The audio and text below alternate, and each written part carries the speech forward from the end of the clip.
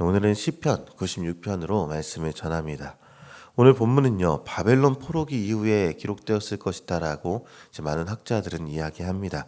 그리고 포로기 이후에 그 암울한 현실 속에서 새로운 회복과 또 구원을 바라보던 이스라엘 백성들에게 아마도 이 찬송시는요, 희망의 찬송이 되었을 것이다, 그렇게 여겨지게 되는 것이죠. 성전이 재건되고 예배가 회복되는 그런 감격 속에서 그들은 과거에 경험하지 못했던 새로운 차원의 구원을 노래해야 했던 것입니다. 그래서 시편 기자는요, 1절부터 보니까 새 노래로 여호와께 노래하라 이렇게 선포하면서 시작하게 되는 것을 우리는 같이 읽게 되었다는 것입니다. 이 새 노래는요, 단순히 새로 작곡된 새로운 곡조라거나 새로운 멜로디거나 혹은 새로운 리듬을 얘기하는 것은 아닙니다.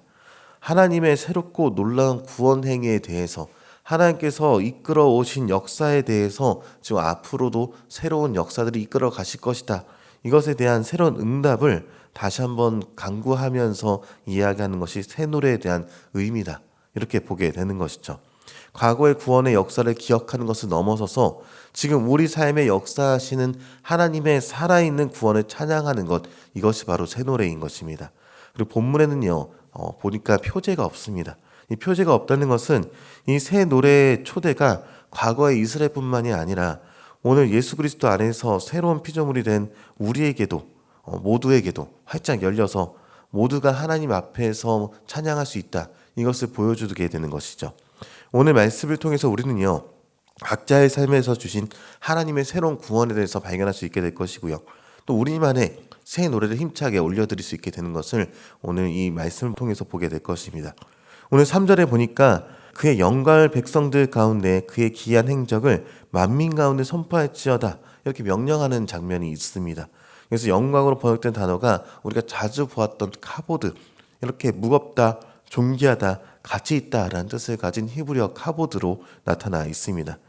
단순히 눈에 보이는 화려함이나 찬란한 빛을 넘어서서 하나님의 존재 자체의 무게와 실체를 가리키는 단어가 이 카보드인 것이죠. 시편 기자는 왜 하나님의 카보드를 선포해야 된다라고 말을 하는지 보니까 4절부터 5절에 그 이유를 선포하고 있습니다. 세상의 신들은 사람이 만든 헛된 우상에 불과하지만 그래서 아무런 무게도 어떤 실체도 없는 가벼운 존재입니다.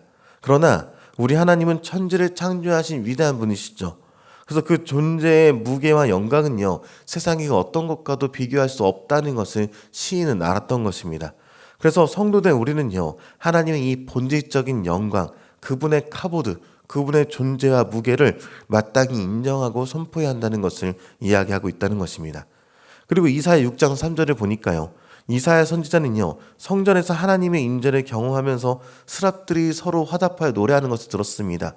그 내용은 거룩하다, 거룩하다, 거룩하다, 만군의 여호와여 그의 영광이 온 땅에 충만하다, 이렇게 기록되어 있는데요, 여기서 사용된 영광 역시 카보드입니다. 여기서 우리는요, 하나님의 영광, 이 카보드가 단지 하늘의 보좌에만 머물러 있는 것이 아니라 그분이 창조하신 온 땅에 가득하다, 이것을 다시 한 번 더 확인해 볼 수 있다는 것입니다. 하나님의 창조 세계 구석구석에는요, 그분의 위대하심과 존귀하심, 그러니까 그분의 카보드가 배어 있다는 것을 우리는 보게 되는 것이죠. 결국 시편 96편의 기자는요, 그의 영광을 만민 중에 선포하라, 이렇게 외쳤다는 것은요, 단순히 하나님은 위대하시다, 이것을 말로만 전하라, 이렇게 얘기하는 것이 아니라 우리의 삶을 통해서, 우리의 예배를 통해서 하나님의 실체적인 무게와 또 가치를 드러내라라고, 또 증명하라라, 이렇게 말씀하고 있다는 것입니다. 우리의 언어와 행동과 가치관을 통해서 세상의 헛된 우상들과는 비교할 수 없는 하나님의 살아계심과 존귀하심을 보여주는 것이 바로 카보드를 선포하는 삶이 된다, 이것을 얘기하고 있다는 것입니다. 해와 달과 별들을 지으시고요, 지금도 온 우주를 다스리시는 하나님의 그 무한한 영광 앞에서 우리가 할 수 있는 유일한 응답은요, 경배와 찬양뿐이다, 이것을 보게 된다는 것이죠.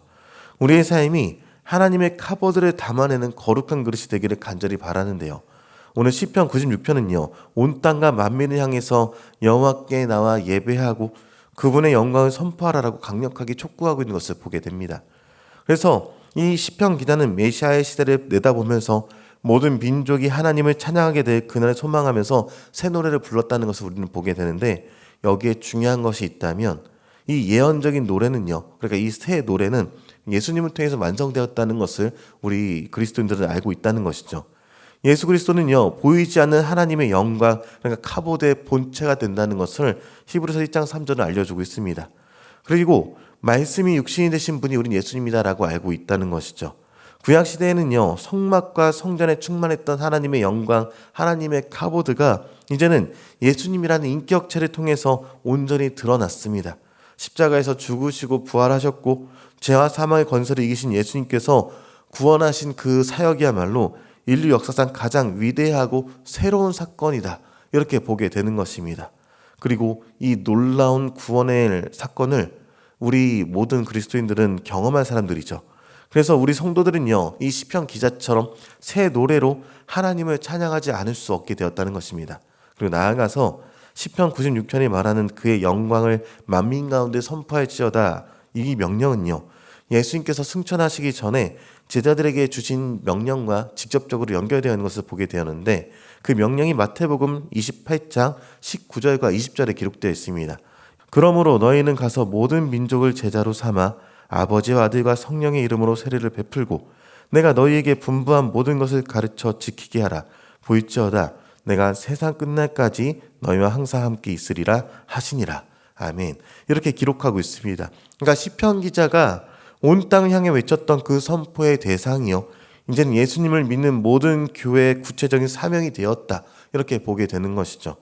우리는 땅끝까지 이르러서 하나님의 아들 예수 그리스도를 통해서 나타난 이 하나님의 영광, 그 구원의 카보드를 증언할 수 있어야 한다라고 얘기합니다. 이 새 노래는요, 우리가 천국에서 부르게 될 예고편이기도 하지만 우리가 주님 안에서 날마다 주님 앞에 나아가면서 부르게 될 구원 사건을 경험한 이 이야기가 된다는 것이죠. 그래서 우리는 시편 96편의 이 새 노래를 읽으면서 예수님의 십자가로 시작되어서 교회의 선교를 통해서 온 땅으로 퍼져나가게 되고 마침내 모든 민족이 함께 주님을 찬양하게 될 그날의 완성을 보게 되는 것입니다. 그뿐만 아니라 개인의 삶의 모든 영역 속에서도 그 구원의 역사를 우리가 찬양하며 새 노래 가운데 나아간다는 것이죠. 당연히 오늘 우리는요, 그 위대한 구원의 역사 한가운데 서 있는 사람들이 바로 그리스도인들입니다. 어쩌면 이 땅의 삶이 어떨 때는 고되고 어떨 때는 힘듭니다.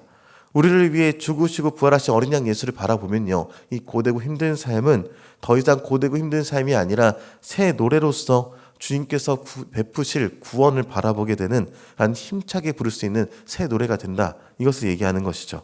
그렇기 때문에 우리의 예배와 삶을 통해서 하나님의 영광, 그분의 카보드가 온 땅에 충만하게 드러나기를 주님의 이름으로 축원합니다.